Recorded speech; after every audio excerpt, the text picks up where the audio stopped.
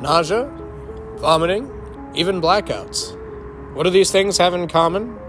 They're all the symptoms of two premeditated biological attacks that rocked a small town to its very core.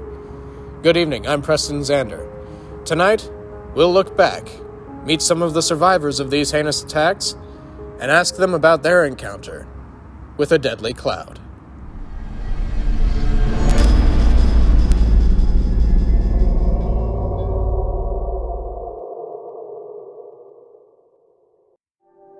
Mark Conroy is a normal man. He has a home, a wife, and even a dog. But in the spring of 2019, his normal life took a very abnormal turn to the left. So, Mark, take me back to the day it all changed. Yeah, from what I can remember, it was just a nice day out. I started my morning off as usual, then I went to the store to pick up a few things that I needed for a project I was working on at home. When did things take a turn for the heinous? Well, I was just at the hardware store browsing some lumber, and then it just hit me like a truck. It was a smell like I'd never experienced before. It was like if deviled eggs were left out in the sun for a week and then sprayed by a skunk. Well, Mother of Mary and Joseph, what happened next? I remember just gagging and heaving and hearing the people around me do the same, and I began to hear their bodies just hit the floor one after another, and then I felt myself start to go too, so I grabbed onto the shelf for support, but it just overpowered me, and next thing I knew, I was waking up in the hospital 2 weeks later. Well, what did you think it was? I mean, did you even have a clue? Well, my first thought was that maybe some service animal had left off some steamer somewhere, but the smell just hit so powerfully, I just don't think that could have been what it was, and I was perplexed until I saw the security footage weeks later. In the immediate aftermath of the attacks, Detective Ken Marcia took the lead in the investigation. So what leads, if any, did you have to go on at the start of this case? Well, there was nothing, quite honestly. We had 0 credible eyewitness accounts, we had 0 suspects, and we also had 0 evidence of any sort of bioweapon being deployed at the site. There was just nothing until we reviewed the security footage. In the footage, you can see our victim, Mark Conroy. He's standing browsing lumber when suddenly tragedy strikes. He grabs at his nose. He's choking for air. He passes out along with the men around him. Why? Authorities believe this man may hold the answer.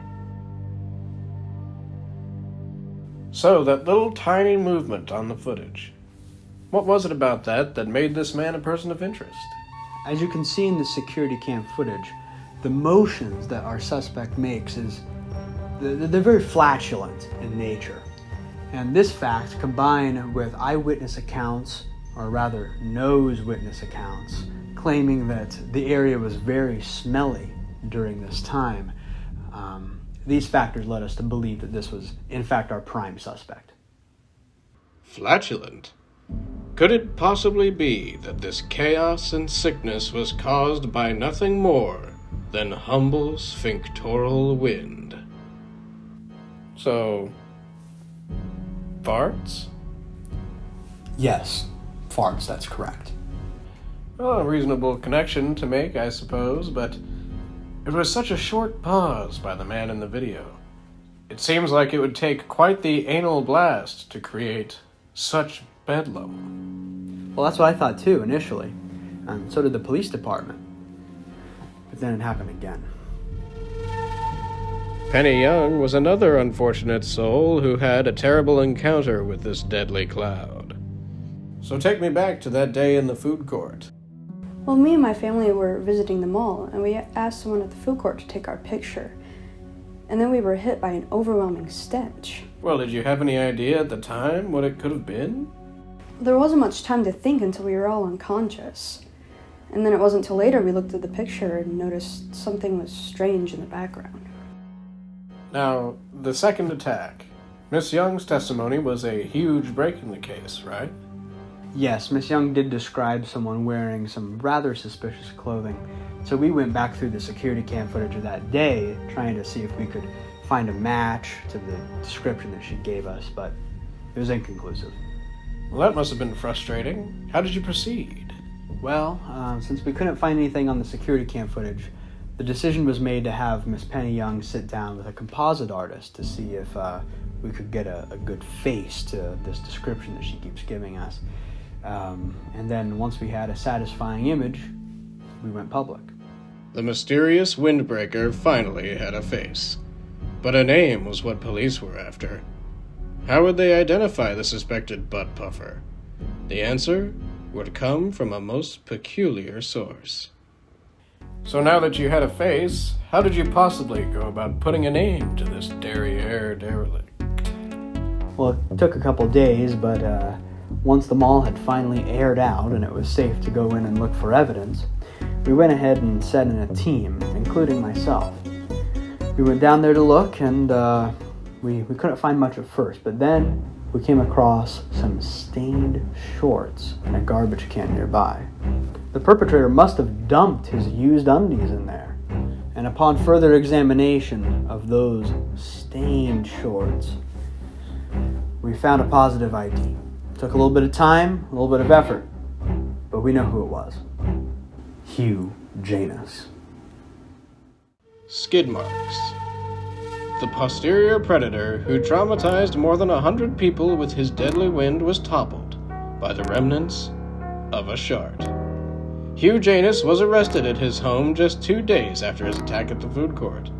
He was charged with 2 counts of domestic terrorism, 112 counts of attempted first-degree murder, and a violation of the Geneva Convention for the use of a biochemical weapon.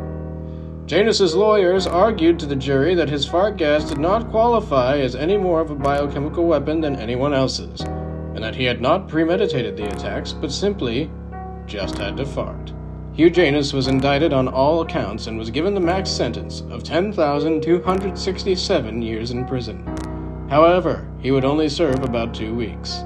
Unable to face the prospect of life behind bars, Janus used the subpar prison food and a large amount of garlic powder smuggled into him by a friend to concoct one last lethal blast.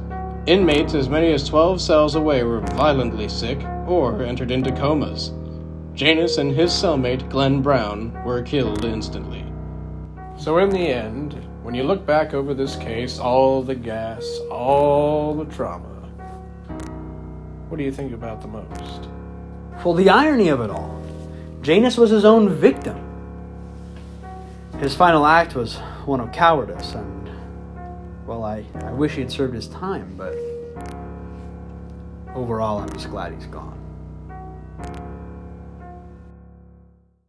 And so there you have it, Hugh Janus, a man who, after all these devious acts, was done in by the humble shart. He leaves behind his victims, terrified and alone, all left with nothing but the memories of a deadly cloud. I'm Preston Xander. Good night.